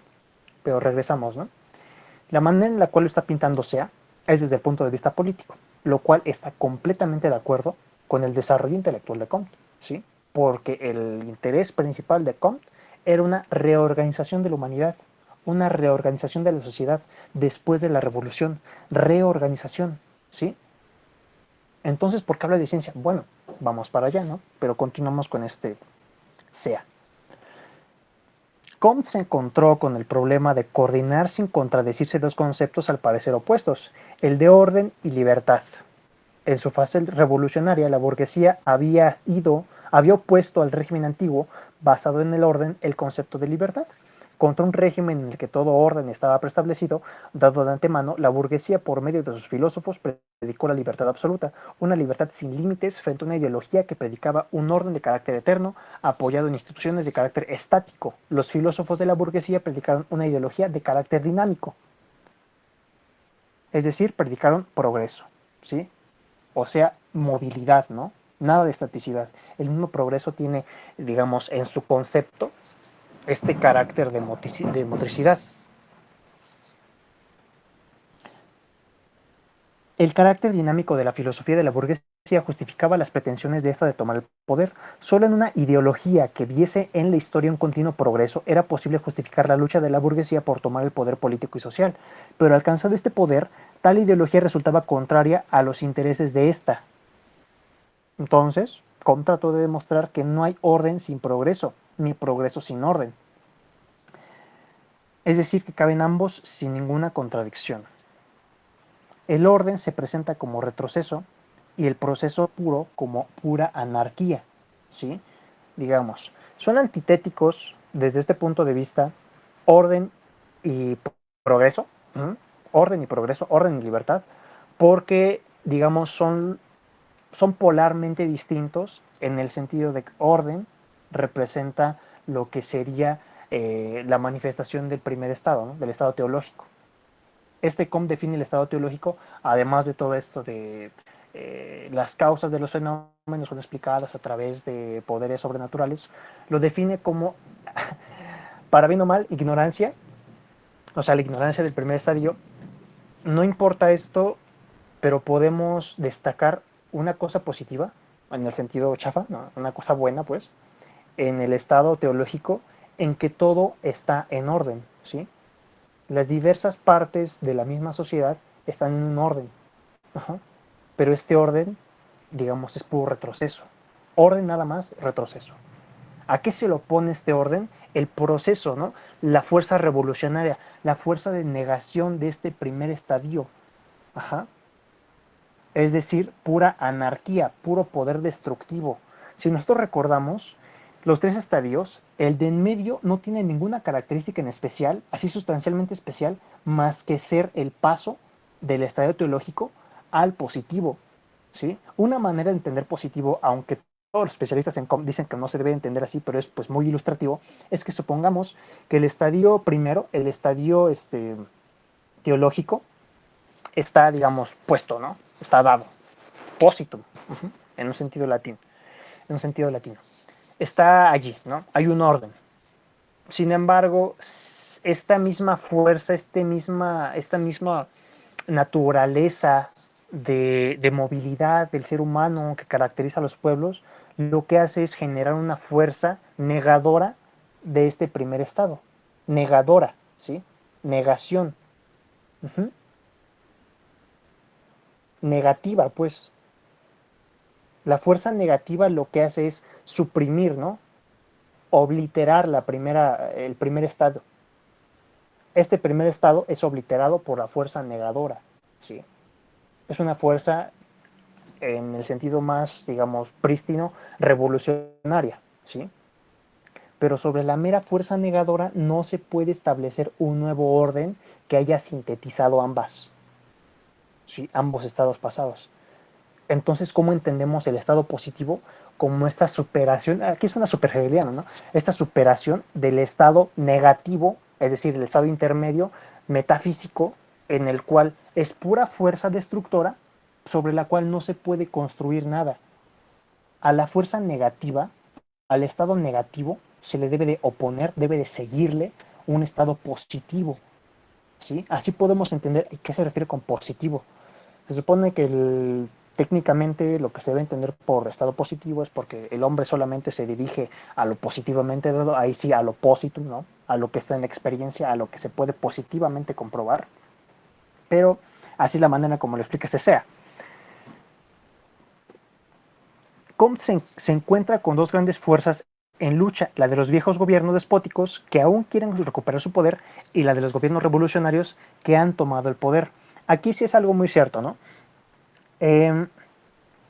Este Bourdieu lo que hace es decir que Comte es en un grado continuador, digamos, es sucesor de esta disputa, de esta querella, es el término en la filosofía moderna, de esta querella contra los antiguos que empezó este Bacon. O sea, aquí se ve la línea del tema pasado, ¿no? De Bacon. Bacon se pelea con Aristóteles, con un régimen intelectual, con un órgano intelectual que está obsoleto. Bacon, Comte, a su vez, aunque sea bastante tiempo después, Comte a su vez lo que hace es tener esta disputa contra antiguos regímenes, pero principalmente de filosofía política. Ajá. La filosofía política clásica es con lo que se va a pelear este Comte. Incluso con algunas estructuras modernas, ¿no? Comte piensa que el Estado, no, o sea, que la misma concepción de Estado, pues sí, ¿no? Surgió con esta paz de Westfalia y toda la onda y soberanía nacional, muchos conceptos bonitos, pero no tiene por qué durar siempre, ¿no? Es un Estado nada más, ¿no? Lo que sigue es la religión de la humanidad, va a decir después, pero pues vamos para allá. Voy a intentar meterle un poco de velocidad, pues. Ambas formas de política, es decir, la del viejo gobierno despótico y la revolucionaria, son destructivas. Los unos, dice Comte, como evidentemente retrógrados y los otros como exclusivamente críticos, son destructivos. Aquí parece que Sea está retratando lo que dice Comte. No tengo ninguna objeción ahí. Ustedes no sé qué piensen, ¿no? Las ideas de orden, dice Comte, son propias del sistema político teológico militar, es decir, católico feudal. Estas ideas representan el estado teológico de las ciencias sociales. En cuanto a las doctrinas de progreso, se derivan de una filosofía puramente negativa, protestantismo y la filosofía de las luces, los cuales constituyen el estado metafísico de la política. Este Comte, bueno, adivinen más o menos qué autores más o menos contemporáneos no le agradaban a Comte. Hablen ustedes para saber si siguen ahí despiertos, ¿no? Es uno, bueno, voy a decir, es uno francés, y uno que, si digo la nacionalidad, pues va a ser como muy obvio. Hay dos autores que a este Comte no le agradan en absoluto, pero son muy representantes del pensamiento ilustrado. Rousseau, suizo. Exactamente, Rousseau, el ginebrino a este Comte, le caía fatal, y Voltaire también. Ajá. Ellos les tira bastante tierra, porque pues piensan que o sea, intentan, mediante el discurso en sus obras, intentan pintar como el non plus ultra del pensamiento racional de la humanidad, lo que en realidad debe de ser destituido, lo que únicamente debe tener un carácter instrumental, es decir, una fuerza negadora. Ajá. Me parece que se ve más radicalmente con este Voltaire que con Rousseau, porque aunque desconozco mucho el pensamiento de Rousseau, me parece que él no es tan radical con respecto al statu quo. Pero pues no sé ustedes, ¿no? Existe una política que quiere permanecer en un orden ya insuficiente, a la cual se opone una política revolucionaria que niega todo orden, tratando de llevar a la sociedad a un progreso sin orden, es decir, solamente mantenerse en una revuelta desorganizada, ¿sí? Vamos a ver esto de manera muy clara, muy cool, en algo que nos dice Bourdieu. Déjenme lo busco. El texto está en inglés por si quieren revisarlo. No lo metan a Google Traductor porque está fatal. Den un segundo.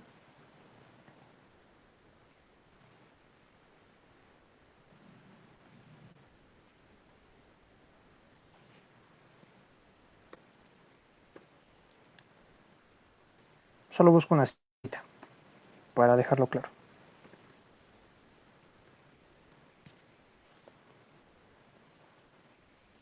Aquí está. La cuestión de Comte en sus primeros años es cómo detener la revolución, cómo detenerla, no cómo evitar que se haya iniciado, no cómo evitar que vuelva a haber una, no, porque de hecho en su última fase Comte apoyaba activamente la revolución de 1848, estos movimientos revolucionarios que empezaron en Francia, se pasaron a Bélgica, Alemania y todos lados, ¿no? O sea, antirrevolucionario Comte propiamente pues no era, ¿no? Lo que quería era detenerla, así como, ok, ya hiciste lo que tenías que hacer, ya párale, ¿no? Ya hiciste tu trabajo. Tú, fuerza negadora del Estado pasado, tú ya cumpliste, ya vete. Aquí nos dice Bourdieu. La cuestión era cómo detener la revolución. ¿Cómo? Pregunta Comte en 1848. ¿Cómo se reorganiza la vida humana sin considerar a Dios o a un rey? Fíjense en esto. ¿Cómo se organiza la vida humana una vez consumada la revolución sin Dios y sin rey? Ajá. O sea, esto es genial. La doctrina revolucionaria no tiene otra función que destruir el antiguo régimen fundado en la autoridad papal y la monarquía por derecho divino. Esto es la página, bueno, ahorita les mando el PDF si quieren. Pero una vez esta tarea ha sido ejecutada exitosamente, o sea, la destitución de esos poderes, el momento de la reconstrucción es lo que parece poner en jaque estas mismas fuerzas. El momento ha venido de la reconstrucción y estaría difícil ver, dice aquí el texto, ¿no? Sería muy difícil ver cómo estas armas pueden ser útiles, pueden ser usadas en tal tarea. Y me parece que aquí lo está haciendo Bourdieu genial, como lo está expresando. Podemos imaginarnos a la revolución con una metáfora, con un símil que sería nada más un arma, ¿no? Un arma. La revolución es un arma, ¿sí? Un instrumento. O más que un instrumento, un arma, pues. ¿Cómo puedes construir sobre un arma? ¿Cómo puede un arma, con la misma definición, con las mismas implicaciones conceptuales que derivan, un arma, destrucción, una herramienta destructiva? ¿Cómo puedes, casi es conceptualmente contradictorio, construir algo, reorganizar algo partiendo de un arma? No se puede. Es justamente por eso que Comte tiene este interés político. Yo estoy presenciando revoluciones, yo estoy presenciando tumultos, revueltas y toda la onda, sociales. Ahora, ¿qué debo de hacer? Mi interés es político, quiero reorganizar esto, pero yo sé, yo Comte joven sé, en los primeros escritos, todavía incluso adjunto de Saint-Simon, yo sé que no puede regresar, no puede haber este juego de revolución, statu quo, porque si no jamás se va a llegar a un progreso, ¿sí? El progreso no existe en ninguno de los estados. Debo de pasar a uno más allá. ¿Dónde ve Comte esta esperanza de pasar al progreso, de superar ambos, al rey y al dios, como lo pone aquí? En la ciencia. Ajá. No es que el interés de Comte se inicie siendo científico. El interés de Comte es originariamente político, social, ¿sí? Y es su plan, digamos, su proyecto filosófico, todo es político. Ajá. Que abra un paréntesis muy pequeño, ¿no? Muy pequeño nada más, de casi toda su vida, a tratar sobre la ciencia y a hacer este curso de filosofía positiva, que él no esperaba que tardara 12 años en escribir. Tardó 12 años, 12 o 13 años. Él esperaba que fuera así como un paréntesis chiquito, ¿no? Tengo que revisar estas cosas para continuar con mi proyecto político, ¿no? De filosofía política. Este paréntesis chiquito le duró pues más de lo que esperaba, ¿no? Ahí tuvo una crisis mental un poquito grave, que ya nos ha contado el maestro un poquito de eso, pero estábamos para allá, ¿no? Todo esto nos da como la visión de Comte tenía un interés político, ¿sí? Es filosofía política. Es una filosofía política a través de esclarecer la relación que tiene ciencia y sociedad. Eso es, ¿sí? Eso es. Me parece que ahí está la clave de entender a Comte, ¿sí? En su proyecto total. Comte lo que hace es, digamos, podríamos pensar, es el precursor, es esta semilla de lo que actualmente, o sea, contemporáneamente, conocemos como filosofía política de la ciencia. Eso. ¿Quiénes hacen esto? León Olivet, bueno, hacía, ¿no? Olivet, por ejemplo, tiene unos textos bastante grandes de filosofía política de la ciencia. Pero, o sea, podemos pensar que este interés está originalmente en Comte, la relación y la función social de la ciencia. Muchos nos pintamos a Comte como un cientificista de lo peor, reaccionario, de ultraderecha y toda la onda, pero no era tan, o sea, no era tan extremista. El interés de Comte era noble, pues, era noble. Las maneras en las que lo ejecutó, pues como que les resultaron medio chuecas, podemos echarle la culpa a que ya no estaba muy bien de la cabeza. O sea, literalmente tuvo una crisis mental que lo llevó a un sanatorio un rato y salió sin haberse curado, según el doctor. Pero pues que digamos le viene un rebote con ese segundo aire. Me refiero a segundo aire porque los especialistas, incluso John Stuart Mill, que tiene un texto sobre Comte y que por mucho tiempo fue el único amigo que tuvo Comte, de hecho rompieron también, algo mal tenía que ver con Comte entonces, piensa que hay un Comte bueno, digamos académicamente bueno, y un Comte malo, así lo pintan, ¿no? Mill. El Comte bueno es el del curso de filosofía positiva. El Comte malo es el del sistema de gobierno positivo, del System of Polity, polity. Ajá. No me sé el término en francés, el título en francés, entonces no importa. Entonces tenemos dos grandes Comte, el del curso y el sistema. Debemos identificar al Comte del curso de filosofía positiva en medio, pensándolo así. Tenemos el curso de filosofía positiva, que me parece que lo empieza en 1829 y lo termina en 1842, más o menos, 43. Pero el sistema de filosofía, de gobierno positivo, lo empieza en 1822 y pues no lo termina, me parece, porque se muere. Pero es un paréntesis en medio de su vida, el curso de filosofía positiva. Y lo único bueno que rescatan muchos autores es lo que está en medio. O sea, su proyecto total, político, es lo que dicen muchos, está fatal. Principalmente porque en el último periodo de su vida, Comte empezó a hacer cosas bastante raras. O sea, sí es cierto, es literal lo que dice el maestro, que fundó una religión. O sea, sí era una religión. Era la religión de la humanidad, así le puso, religión de la humanidad. Incluso interrumpió la escritura de una obra para escribir el catecismo de la religión de la humanidad. Aquí lo tengo, si quieren se los paso. El catecismo, o sea, fíjense esto, ¿no? Catecismo. De hecho, es algo muy chistoso porque ya maduro, ya muy viejo, le mandó una copia de sus obras me parece, al zar, a Rusia. y no recibió una buena respuesta, entonces como que se deprimió un poquito más. Y por este interés de tener como más seguidores en este proyecto, digamos, que ya no estaba tan enfocado en la ciencia en sí misma, sino a su función social y cómo esta ciencia debe estar ya más bien subordinada al ideal de progreso, mandó a algunos adeptos a Roma para intentar hacer alianza con la Iglesia Católica. Obviamente le dijeron que no, pero Comte ya estaba, o sea, son las razones por las cuales piensan que pues Comte ya estaba mal, ¿no? Sí terminó un poquito loco. Les digo, en 1826, en medio de las lecturas del curso de filosofía positiva, Comte tuvo una crisis cerebral, así se le denomina en los estudios de Comte, ¿no? O sea, todo donde leamos Comte va a aparecer este término, cerebral crisis. Es una, o sea, como si hubiera tenido un mental breakdown muy fuerte, que lo llevó como a pausa a su vida académica y lo tuvieron que hospitalizar. Así de grave fue. Y se supone que Comte salió, digamos, lo dieron de alta, pero el diagnóstico de dado de alta, digamos, de ya puede salir, es que no estaba curado.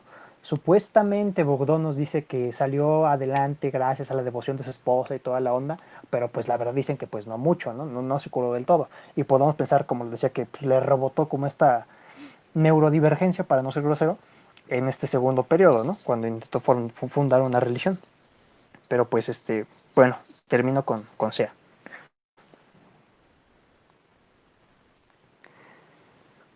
El progreso significa para Comte un mayor orden. El aspecto dinámico de la doctrina comtiana está subordinado a su aspecto estático, el progreso al orden.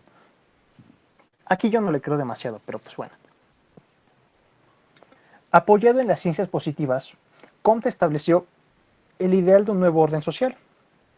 Trató de sustituir la Iglesia Católica por una nueva iglesia, la religión cristiana por la religión de la humanidad. La religión de Comte ponía, digamos, como objeto de culto a la humanidad en sí. De hecho, hizo un calendario nuevo y toda la onda, con efemérides y todo el rollo. No, es en serio, porque Comte pensaba en este texto que la humanidad se conforma más bien por hombres muertos que por vivos, ¿no? Y le debemos mucho a los vivos a los hombres muertos, a los hombres de ciencia. Entonces fundó un calendario nuevo, fundó iglesias, o sea, lugares, templos y toda la onda, que me parece que no tuvo buena aceptación y fue a partir de estos rollos que los comtianos, de los positivistas que eran sus seguidores, como que se empezaron a desplazar. Por ahí estaba Littré, Emmanuel Littré, y Mill, más o menos por esta época le empezaron a hacer el feo. A la idea revolucionaria de una libertad sin límites opuso la idea de una libertad ordenada, de una libertad que solo sirviese al orden. A la idea de una igualdad opuso la idea de una jerarquía social. Ningún hombre es igual a otro. Todos los hombres tienen un determinado puesto social. Este puesto social no puede estar determinado a la manera como le había dado antes, según el orden, por gracia de Dios, o por sangre, sino por el trabajo. El trabajo era la categoría que no quiso reconocer el orden antiguo basado en la divinidad o en la aristocracia. En este nuevo orden todos los hombres reconocían lo justo de su puesto en la sociedad. Aquí se está hablando de lo último de este Comte. El reconocimiento de que todas las clases son necesarias, de que todos tienen unas determinadas obligaciones que cumplir. La política positiva de Comte y su religión de la humanidad no pasaron de ser pura utopía, un sueño de orden imaginario para servir los intereses de una burguesía cansada del desorden que hacía inestables todas sus conquistas. Y este ideal pasó a México. Sería demasiado tardado explicar cómo llegó, en qué se manifiesta, pero básicamente, digamos, spoiler, muchos piensan que el positivismo pasó a México a través de Gabino Barreda, y Gabino Barreda se lo contagió a la parte del gabinete de Porfirio Díaz, que era su primer gabinete, ya no estaba el segundo, su primer gabinete conformado, por ejemplo, por Justo Sierra, que también estuvo por ahí un rato, por Itli Mantur, por Rabadé, por todos estos señores, los científicos le denominaban, y algunos de ellos lo que hacían era justificar el régimen de Porfirio Díaz diciendo que no era necesaria, incluso era tonta una revolución, cuando lo que se necesitaba era una evolución del pueblo mexicano, ¿no? Suelten las armas, campesinos. Yo, el científico social, ¿no? El que sé cómo funciona la sociedad, los voy a dirigir. Va a haber progreso y evolución, no revolución. Si ustedes piensan, cuadra perfectamente bien con la realidad mexicana de ese entonces.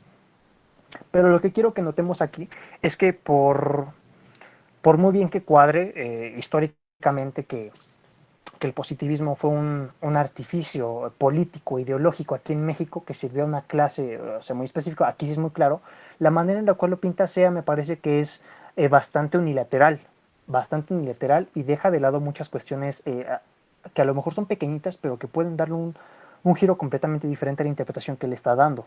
Por ejemplo, les repito, aquí Sea lo está pintando como un preservador del orden, como un reaccionario, como conservador, les digo, no de ultraderecha y toda la onda, pero incluso, como les comento, Comte activamente apoyaba el movimiento de 1848. Tenía de hecho muchísima influencia en lugares que no eran ni siquiera Europa. Por ejemplo, Mustafa Kemal, este señor súper importante en Turquía, era positivista, ¿no? Tenía amplio reconocimiento de Comte. O sea, los jóvenes turcos eran comtianos. La influencia era casi unilateral. Y por otro lado, Comte, podemos pensarlo así, ¿no? Nos dice Bourdieu que Comte incluso era anticolonialista. O sea, Europa, claro que debe de llevar la batuta de la humanidad, ¿no? Porque son los que han llevado a cabo este progreso, ¿no? A los que han llegado al estado positivo de la humanidad. Pero de eso a que se considere Europa nada más como fuerza colonial, digamos, de conquista, ahí Comte sí tomaba su distancia completamente y estaba completamente en contra, ¿sí? Debía educar, ¿sí? Entonces la manera en la cual pinta me parece que es unilateral y de hecho no sé por ser grosero, no es por ser grosero con Sea, pero ni siquiera se toma la sutileza de mencionar estas dos etapas de Comte muy, muy, muy importantes. El Comte del curso de filosofía positiva y el Comte del sistema de gobierno positivo, que es más o menos donde se debe de definir todo el proyecto de Comte, ¿sí? Básicamente lo que hace este Comte es hacer crecer una rama, ¿sí? Hacer crecer un árbol, pues, su doctrina, y ve que para que siga creciendo debe de sacar una rama, debe de hacer un paréntesis. La manera en la cual él Bourdieu lo dibuja es de la siguiente manera, y es lo último que digo.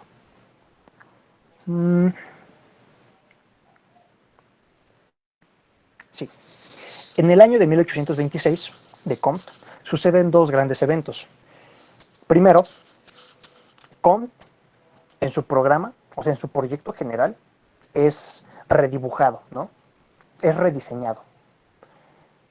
El primer sistema de gobierno positivo de 1822 estaba incompleto. Y terminar de escribir la parte que faltaba era una de las prioridades de Comte. Pero en 1826 lo pospuso por pospuso su proyecto por un tiempo indeterminado. ¿Por qué? Dice, ok, estoy escribiendo mis bases para la organización de la sociedad, pero híjole, ya no puedo avanzar. ¿Por qué? Y aquí lo dice. Para dar una base más sólida a la ciencia social que él está haciendo, porque él es fundador de las ciencias sociales, de la sociología, pues, él lo llama física social. Esto lo hace en los últimos 2 tomos del curso de filosofía positiva. El primer tomo lo utiliza para las ciencias elementales, ¿no? Que van desde las matemáticas hasta la biología. Es matemáticas, astronomía, física, química y biología, en este orden. Dice, ¿no? Para ofrecer una base más sólida a la ciencia social y su futuro resultado en política positiva, en gobierno positivo, decide ir primero a través de todo el conocimiento positivo de nuevo y comenzar un curso en filosofía positiva. Hay que tener en cuenta que el curso de filosofía positiva no pertenece al programa inicial de Comte y que originalmente debía de ser considerado más bien como un paréntesis o un preludio, y aquí está siendo irónico Bourdieu, ¿no? Que se supone que tomaría unos pequeños años nada más, que duró 12, ¿no? 12 la escritura de este curso de filosofía positiva. Entonces hay que tomar en cuenta esto, ¿no? Hay que ver la totalidad de la obra, no leerlo, ¿no? Al menos tener en cuenta la totalidad del proyecto de Comte para poder evaluarlo de manera correcta y no como lo está haciendo SEA. No digo que esté mal, sino que es bastante unilateral. Me parece que es esto lo que les puedo comentar, ¿no? Recordemos, el planteamiento de la filosofía positiva en su ámbito científico, nada más, en su ámbito científico, se define pues por lo que ya vimos, la ley de los 3 estadios, y por lo que no podemos revisar todavía, que pues me parece que no tiene mucho que sacársele, que es la Organización Enciclopédica de las Ciencias, que obviamente va a poner en la cima, como la máxima de las ciencias, a la sociología, poniendo, digamos, de inicio, como base, la matemática. Aquí lo que hace es como invertir los papeles, porque generalmente se piensa que ¿cómo se llama esto? La estafeta de las ciencias le pertenece a la matemática. Y dice Comte, lo que no hay que olvidar es que una cuna no es un trono. Una cuna no es un trono. ¿Qué quiere decir con esto? Ok, digamos, el inicio, ¿no? La génesis de las ciencias se inician con la matemática, pero para nada es, digamos, la más noble. Es la más simple, más bien. Comte concibe una relación entre complejidad y modificabilidad. Es lo último, ¿no? Complejidad y modificabilidad. No se puede modificar la matemática. ¿Por qué? Porque su objeto es simple.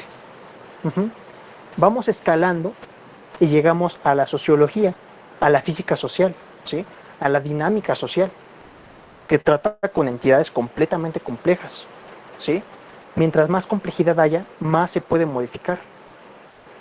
Previo a la sociología, lo que el hombre hace es estudiar cómo él está en relación casi pasiva con la naturaleza, con el mundo. Y dice Comte, ahora, a partir de la sociología, yo puedo invertir el papel y puedo transgredir el orden natural para imponer un orden artificial que esté en concordancia con mis ideales de progreso. Entonces aquí parece que, a pesar de ser muy anticartesiano, es muy cartesiano en este principio Comte, de voy a instaurar un orden artificial humano a la naturaleza en vistas al progreso y bienestar social, ¿sí? Última cita que dice Bourdieu, ya con esto cierro, es, den un segundo, lo busco. Sí, la educación de Comte como un ingeniero lo ha hecho bastante consciente de los vínculos entre ciencia y sus aplicaciones, que se sintetizan en un eslogan, en una frase. De la ciencia viene la previsión, de la previsión viene la acción. Ya con eso. Muchísimas gracias, Carrillo. Bueno, pudimos tener una explicación bastante amplia, con bastantes puntos, y tiene muchísima razón en unos puntos este Carrillo. Primero, vamos a hacer bueno, mira, ya no nos va a dar tiempo de analizar acaso, yo creo que lo vamos a tomar unos minutos de la próxima clase, pero ganamos bastante con esta explicación. Muy bien, lo primero, normalmente se trata de considerar la filosofía de la ciencia como ajena a la filosofía política, como bien lo señala Carrillo, existe la filosofía política de la ciencia. Es decir, si bien es cierto que la ciencia trata de ser neutral, trata de ser objetiva, trata de predecir y explicar el mundo, también es cierto que es realizada por seres humanos, los cuales tienen conflictos, tienen vicisitudes, las cuales los van influenciando. Cuando lleguemos con Kuhn y la noción de paradigma, lo vamos a ver un poquito más claro. Pero bien, como señala este Carrillo, todo esto se fue llevando a cabo y se fue desarrollando en la vida de Comte y en la interpretación de SEA. Porque exactamente, en el caso de México, a Comte muchas veces se le agarra como el hombre de paja. O sea, se le agarra para achecársele o para atacarle todos los problemas que tuvo el positivismo. Cuando también fue de Spencer o de la aplicación que aquí se dio, pero normalmente se le avienta todo el paquetito a Comte. Sobre el sistema de organización de las ciencias, ahí sí vamos a detenernos un poquitito antes de avanzar. Les comparto pantalla, me dicen cuando se comparta, por favor.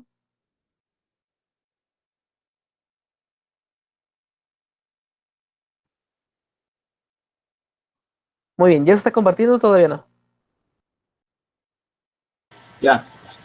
Excelente. Miren, como bien decía Carrillo, una cuna no hace un trono. Entonces empezamos con la matemática, que es la ciencia menos cambiable, más formal que tenemos, y que va a manejar las cosas más abstractas hasta llegar hasta el mundo social, que es el más dinámico, el más cambiable y el que tiene más variables, ¿ok? Entre la matemática y la física social, que es el nombre con el cual él los designa, vamos a tener que pasar por estos estadios. Y aunque es bien sabido que Comte es el que propone la sociología, en realidad para la época o para los seguidores de Comte normalmente no se veía como a la sociología como que estuviera en la cúspide. ¿Por qué? Porque si bien tenía que estar en la cúspide, esta física social todavía no se llegaba a cabo, todavía no se lograba llevar a cabo en su totalidad. Es decir, estaba en proceso de volverse una ciencia. Todavía no tenía los elementos suficientes para ser considerada una ciencia. Estaba en el proceso de quienes ya estaban bien cimentados, ya teníamos a la matemática, teníamos a la mecánica, teníamos a la física. ¿Ok? De hecho, por eso los fisicalistas son muy fuertes, porque para Comte y para las generaciones que van a venir después, la física y en parte la química, aunque en realidad es la física, es como el modelo de ciencia más estable, más predecible y más predictible. Entonces, de aquí va, la química, la biología y principalmente la sociología todavía tienen que recorrer un largo trecho para volverse una ciencia. La física social que está pensando este Comte no es como la sociología que nosotros manejamos, más cualitativa, más observacional, más fenomenológica, sino que la sociología que él está pensando es una física social, es decir, aplicar el método positivo, las pruebas, las evidencias, la empiría, pues, que se puede captar para poder llevar a cabo un análisis de la sociedad desde una estructura basada en la ciencia. Entonces, mientras no se logra hacer esto, todavía la ciencia sigue en construcción, la ciencia social. Se tiene que desarrollar, se tiene que apoyar y en algún momento lo va a lograr, pero todavía no. Entonces, ante la pregunta, ¿qué es preferible? ¿Una teoría física ya desarrollada o una teoría, deme un segundo, o una teoría física ya desarrollada o una teoría social que está en construcción? Para practicidad, vámonos por la física, ¿ok? Y ya cuando logremos tener la física social va a ser lo más avanzado y lo mejor desarrollado, pero todavía no está. El problema es que muchos seguidores del positivismo y de estas teorías van a considerar que las propuestas de sociología, de antropología, no son basadas en ciencia, van más hacia lo metafísico o hacia lo mítico. Entonces están un poquito incompletas. Bueno, para cerrar ya nos quedan 10 minutos, déjenme dejar de compartir. La próxima clase vamos a tomar breves minutos, no muchos, para analizar a Antonio Caso, también conocido como Maestro Caso. Él fue un maestro que se desenvolvió durante el periodo de la Revolución Mexicana, pertenece al Ateneo de la Juventud, y él le va a tocar vivir todo este proceso, y él lo que va a hacer es darse cuenta de cómo los científicos, Gabino Barreda, Justo Sierra, las visiones de Spencer que se dan aquí en Latinoamérica, van a generar ciertos problemas en la sociedad, los van a extrapolar. Lo que él va a hacer a través de su libro El mundo como desinterés, como economía, como desinterés y como caridad, va a dar un giro, va a dar una vuelta. Es decir, no vamos a partir del mundo, bueno, perdón, no vamos a llegar a la cúspide del pensamiento como un mundo basado en la física y en la matemática y en la ciencia positiva, sino que eso es el lado más bajo y más animal hasta llegar al punto más alto. Los que ya pudieron leer el texto se darán cuenta que es católico, ¿no? O sea, es católico más no poder. No nos vamos a meter con su lado católico, vamos a extirpárselo, quizás es imposible, pero para ver cuál es su propuesta de los 3 estadios y cómo puede lidiar y cómo se puede conciliar. Bueno, para terminar la clase, perdón, antes de eso, por lo que estaba mencionando este Carrillo, del proceso que se llevó aquí en México y demás, hay una historia bien curiosa. Una vez trajeron a unos inversionistas, esto lo narra oh Dios, es filósofo mexicano contemporáneo, escribe en periódicos de lentes. Bueno, hay un filósofo mexicano, ese fue el nombre. Si alguien lo sabe, escriban en el chat, se lo voy a agradecer. Que es el que escribe sobre que la democracia es una falacia en México y demás. Bartra, ¿Quién? Roger Bartra. No, más jovencito. Ahorita les digo el nombre. Perdón, se me fue. Está peleado bueno, está peleando con alguien de Acatlán. El caso es de que este filósofo narra una historia llegan los inversionistas alemanes y de repente se dan cuenta que afuera del Palacio Nacional hay un montón de gente gritando y protestando y haciendo una manifestación bien fuerte. Y los alemanes quedan bien sacados de onda, ¿no? Dicen, oigan, ¿y qué es eso? Y les dicen los del gobierno de Porfirio, ¿no? Le dicen, no, es que como ya se va a cumplir el centenario, están celebrando, señores, están muy felices de lo que está pasando. Dicen, está bien. ¿Y ese de la foto quién es? Pues tiene barba y ese es Porfirio Díaz. Pues no se parecen, ¿eh? No se parecen en lo más mínimo. Guillermo Hurtado, del que le estoy hablando es Guillermo Hurtado. No se parecen. Era la foto de Francisco y Madero, ¿no? Pero dice, no se parece. No, es que es cuando era joven. Y de repente empiezan a escuchar balazos, empiezan a escuchar. Dice, ¿y eso qué es? No, son cohetes. Son cohetes de que están felices con el gobierno. ¿Por qué? Porque el gabinete y toda la visión positivista de Porfirio Díaz y su mundo, como bien señalan, decían que no estaba una revolución, sino una evolución. Y tanto al exterior como para ellos mismos, la visión era una evolución. Se tenía que ocultar, se tenía que negar todo el proceso revolucionario que había de fondo. Bueno, la próxima clase vamos a ver a Antonio Caso para complementar esta parte, pero recuerden, la filosofía de la ciencia sí aborda problemas epistemológicos, pero no se circunscribe solamente a ellos. También tenemos filosofía política de la ciencia, tenemos axiología de la ciencia, tenemos bastantes problemas que los vamos a ir uniendo. ¿Esto para qué? Para que no nos quedemos con una visión analítica de que somos el diccionario de los científicos, ¿no? Que sé que no es así. Si pregunta Arturo, yo no dije eso, ¿va? Pero no somos el diccionario de los científicos, somos algo más. La próxima clase, aparte de revisar eso que va a ser como los 15 minutos, nos vamos a enfrentar contra uno de los textos más pesados de filosofía. Lo vamos a abordar porque es el preámbulo para el positivismo lógico. Los positivistas lógicos van a tomar como punto de partida, entre otros que van a tomar como ciencias, física, química y demás, van a tomar como punto de partida al Tractatus Logicus Philosophicus, ¿ok? Entonces nosotros vamos a empezar a abordar el Tractatus la próxima clase. ¿Qué les voy a pedir que hagan para la próxima clase? Se los voy a poner de todas maneras el día lunes porque es como la tarea del día lunes, pero si quieren ir adelantando lo pueden hacer. Necesito que lean el Tractatus, pero omitiendo todos los puntos intermedios, o sea, ustedes lo van a leer y es muy puntual. Allí en medio de la trinchera, Wittgenstein escribió el Tractatus muy cómodamente y es muy puntual, ¿no? Tiene el 1, el 1.1, el 1.1.1, así nos vamos. Lo que voy a pedir es que para la próxima clase lo lean de la forma más sencilla y más rápida de leer y que quizás no van a entender casi nada.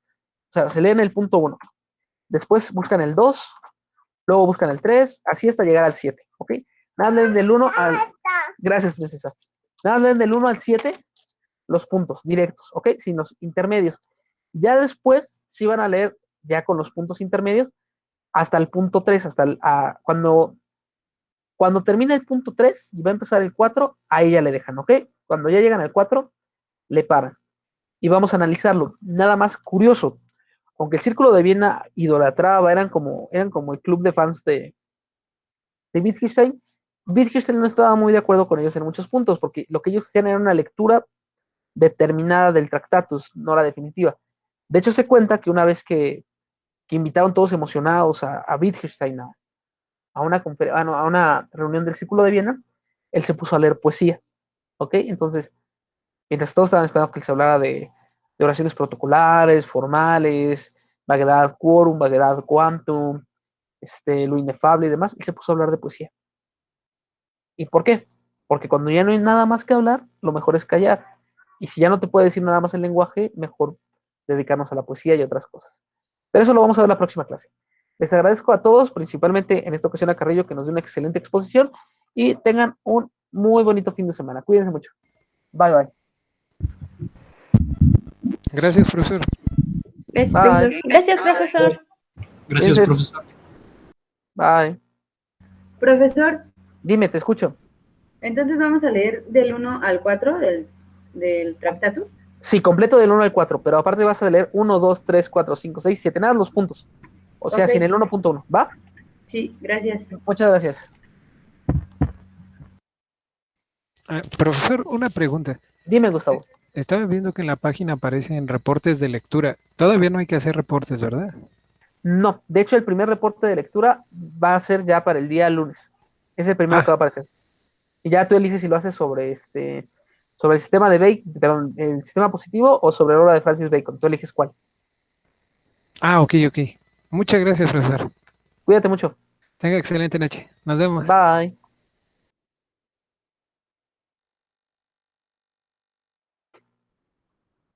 Si te has quedado hasta aquí es porque esperas la escena post créditos. Y el día de hoy no tengo escena post créditos planeada, así que espero que tengas un buen fin de semana y cuídate mucho. Bye bye.